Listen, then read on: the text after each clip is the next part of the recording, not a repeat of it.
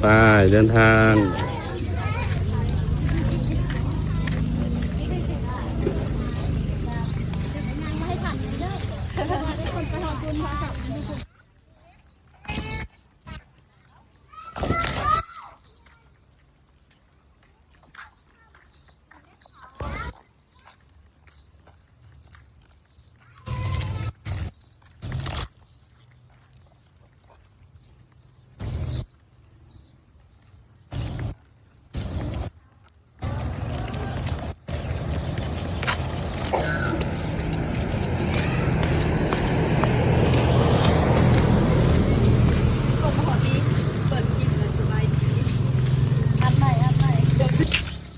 สบายดีเนาะทุกคนมื้อนี้มาพบกับซอง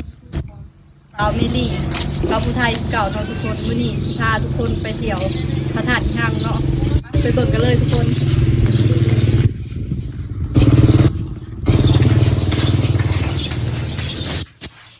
มากับขี่รถไถทุกคนเลยมื้อนี้พาเพิ่นมาเที่ยวแล้วก็อ้ายลามทรายทุกคน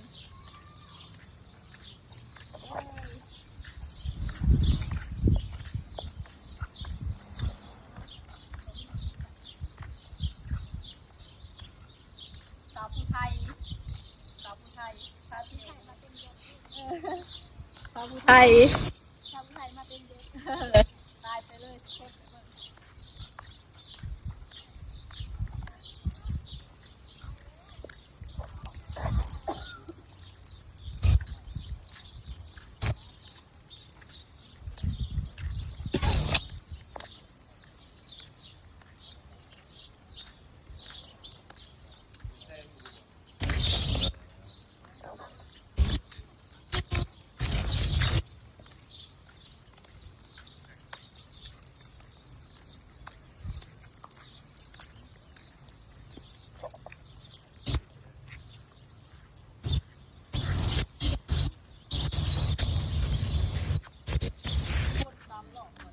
แม่น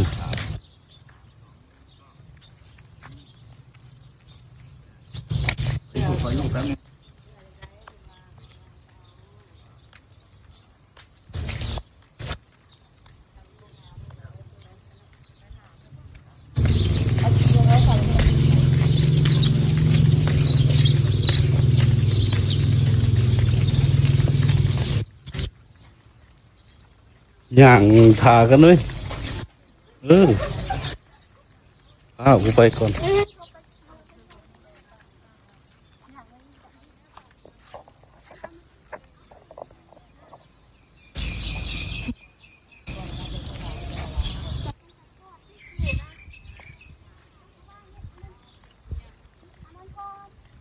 จำ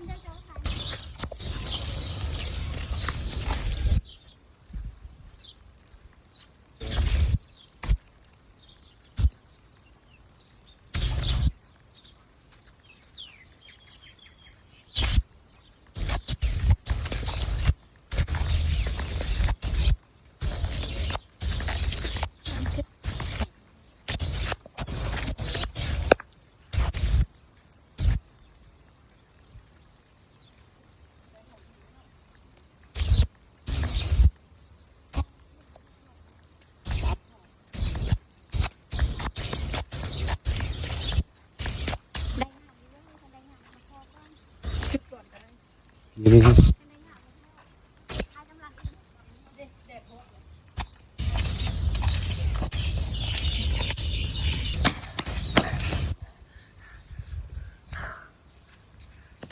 ปวดหัวถามเจ้าไปเธอแหละเจ้าคือกันนอนร้ายก็แล้วแต่นะที่เราจะจิตใจใช้จัตตาเนาะได้ยอดได้นอกนอกพวกเรายังมาประกอบสวดตามมาเลยทุกคนด้วย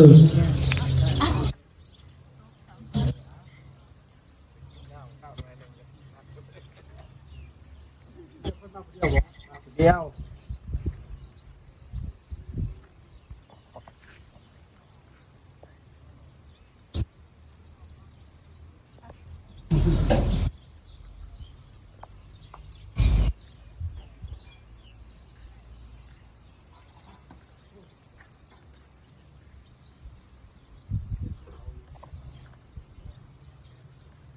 เ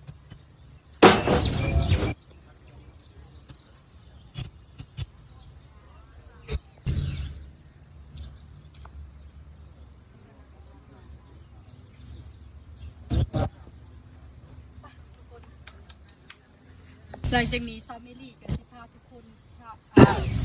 เลาะชมบรรยากาศแถววัดเนาะทุกคนกับเลยมัดเนาะไปเบิ่งกันเลยทุกคนแถววัดเนาะพาทุกคนชมบรรยากาศสถานที่ห้างเนาะทุกคนบริเวณวัด มาแล้วแกจะตาบุญหน่อยเนาะเดี๋ยวเรามาใกล้แล้วใช้คำมวลเนาะนี่บ้านครัวเนาะ โอ้มาไกลเนาะ มาไกล บ้านคำเที่ยวเมืองยินบูนเนาะ โอ้บ้านไกลๆ คุณพี่มาแจ้งมือผีเนาะเนาะถ้าเป็นกรรมการหาไปเรื่อยๆเนาะที่ผมรับเกี่ยวกับจิตเนาะเนาะที่ผมบุกทุกอารมณ์เลยเนาะถ้าโดยตรงได้ถึงแรงเลย ร้าน เนาะ ชาย คนจะมาถึงจะที่ผมมาเจ้าที่ไปเรื่อยอยู่ที่ของเราเจ้าอยู่นานเนาะไอ้เบอร์แม่อยู่นานเนาะ ข้อเนี่ยเอาไว้ เป็นไอทุกคนเลยมื้อนี้มีโอกาสพาเลาะชมบรรยากาศพระธาตุห้างเนาะทุกคนอยู่ที่แขวงสวรรณเขตเนาะนครไกรสอนแขวงสวรรณเขตเนาะทุกคนไปพาเลาะชมบรรยากาศแล้วเฮาก็สิไปโมทนาสาธุบุญนำพระอาจารย์เพิ่นเนาะทุกคนพูดทุกคนบรรยากาศงามแห้งทุกคนอยู่ที่วัดพระธาตุที่ห้างนครไกรสอนพรหมวิหารแขวงสวรรณเขตเนาะทุกคน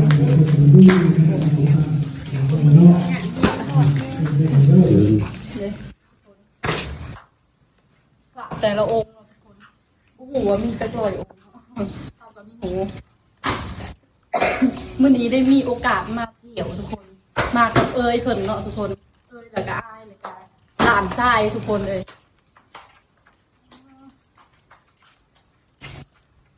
คันFC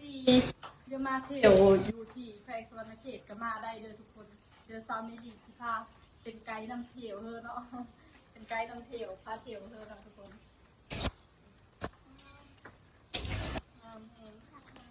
พาไปเบิ่งบริเวณหอกวัดเลยเนาะทุกคนงามแฮงงามบ่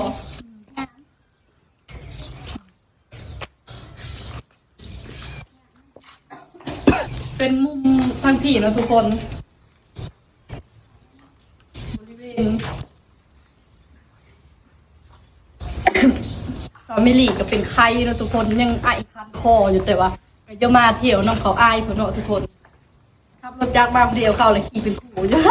สามิลีแล้วไม่มีคนขับรถจักรแหละวัดพระธาตุที่ห้างของแขวงสวรรณเขตเนาะทุกคนเพื่อจะมาเที่ยวก็มาเที่ยวได้เลยทุกคนเดี๋ยวซามิลีสาวผู้ชายสาเที่ยวอีกเนาะเป็นไกด์นำเที่ยวเลย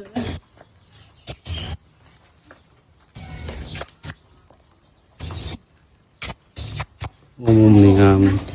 และหลังจากนี้ซาวเมลี่กับพาทุกคนเลาะชมบรรยากาศแถววัดแล้วเนาะทุกคนบัดนี้ซาวเมลี่กับโมทนาสาธุบุญน้ำเพิ่นเนาะทุกคนอยู่บอนทันเนาะเอาก็มีเงินอยู่ประมาณเท่าเลยเงินบาทใบ20 บาททุกคน1 2 3 4 40 บาททุกคนมีหอด100 บาทซ้ำเอาก็สิโมทนาซ้ำเฮามีเนาะทุกคนไปทุกคนไปเบิ่งกันเลยเนาะแต่ใบ80 บาท 80 80 บาทเนาะทุก 80 คน บาทเนาะทุกคน เขามีเงินบาท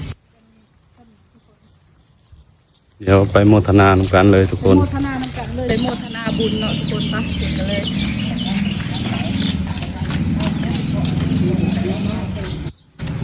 นางเมลี่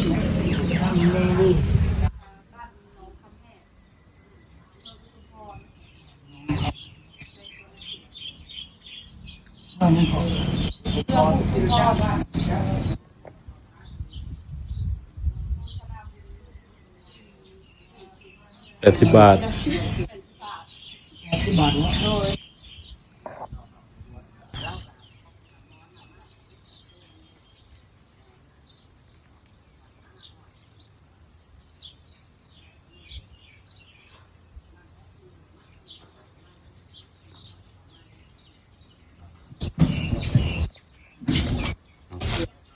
มาอยู่แล้วแกเป็นตาบุญหน่อยเนาะมีหน้ามีลิเนาะ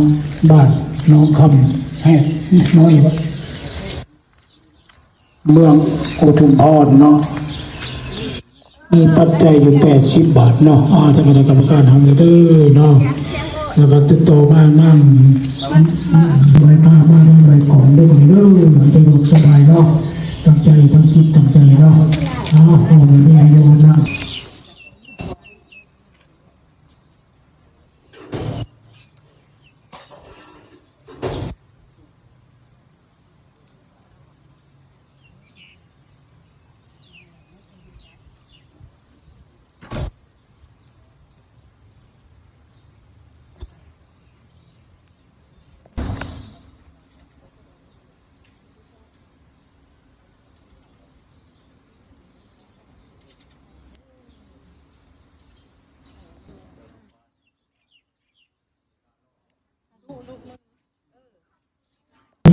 เด้อ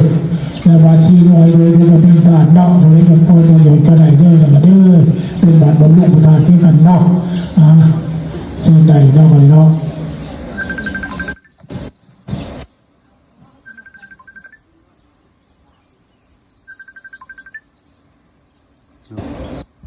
โล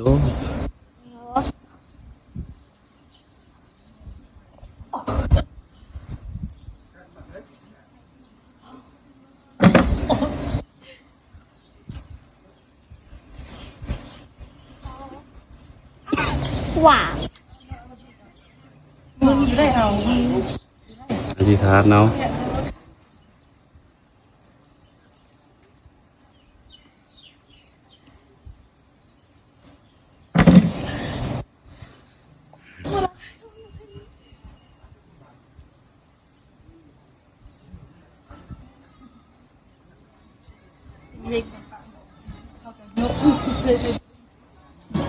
เบิ่งอ้ายสาวเมลี่เพิ่นยกเนาะทุกคน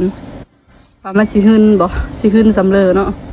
สาวเมลี่ยกก็ขึ้นอันน้อยเดียวเนาะทุกคนเลยมีนะเที่ยวเนาะ สุขปรารถนาเนาะขอสิ่งใดจะได้สิ่งนั้น ตามผู้ชี้เราเราไปถึงพรมันจะมีปัจจัยอยู่แสนอีกเราเนาะตามระดับอะไร สาวเมลี่กับเป็นอ้ายอยู่ทุกคนยังมีดีอีกอยู่เนาะถ้าเบิ่งอ้ายสาวเมลี่ยกเราเพิ่นสิขึ้นสำเร็จเพิ่นแห้งๆกับคนแห้งจังว่าอ๋อทุกอ๋อสาธุบุญเนาะ สมหวังหน่อยเราไปทำงานไหวข้ามาได้บ่อยของได้ไปเด้ออายุวันดีมีแห้งเป็นสุขหน่อยเนาะขอโดยมีโยมนาสุขภาพละบันนี้บันขึ้นเนาะนั่งไม่ไหวเนาะอยากมา สามียกเธอเดียวเลยพ่อเนาะยกใหญ่ ก็ได้เด้อไปเด้อเราจะถึงจะเสียงมาไปเนาะว่าเขาคนนี้ได้มาพอแล้วได้มาประกอบส่วนให้พ่อพระเจ้า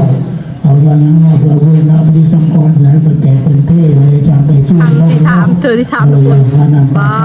ทุกป้าบุญลายเลยสาธุเด้อ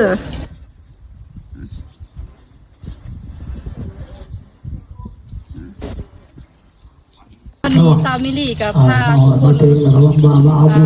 ชมบรรยากาศแถววัดแล้วเนาะทุกคนกับสิได้เมื่อเนาะทุกคนไปไปเบิกตอนออกเลยทุกคนทุกคนเนาะมาถึงแล้วมันจะไป สิได้เมื่อสิพาทุกคนไปเบิ่งไปลิ้นอยู่บึงวะเนาะทุกคนบึงวะสิเป็น EP 2เด้อทุกคนไปกินข้าวอยู่บึงวะเขาเอ็ดบุญแล้วเนาะทุกคน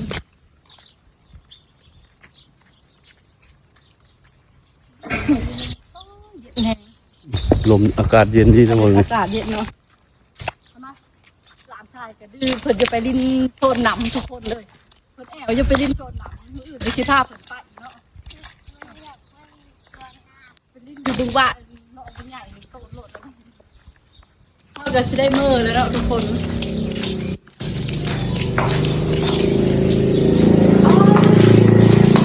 งามแท้ เอาเด้อ จากนี้ซามิลี่ก็สิได้จบคลิปลงเพลงเท่านี้เนาะทุกคนและอย่าลืมฝากติดตามกดไลค์กดแชร์ช่อง YouTube ซามิลี่เด้อเพื่อเป็นกำลังใจเอ็ดคลิปต่อๆไปเนาะทุกๆคนบ๊ายบาย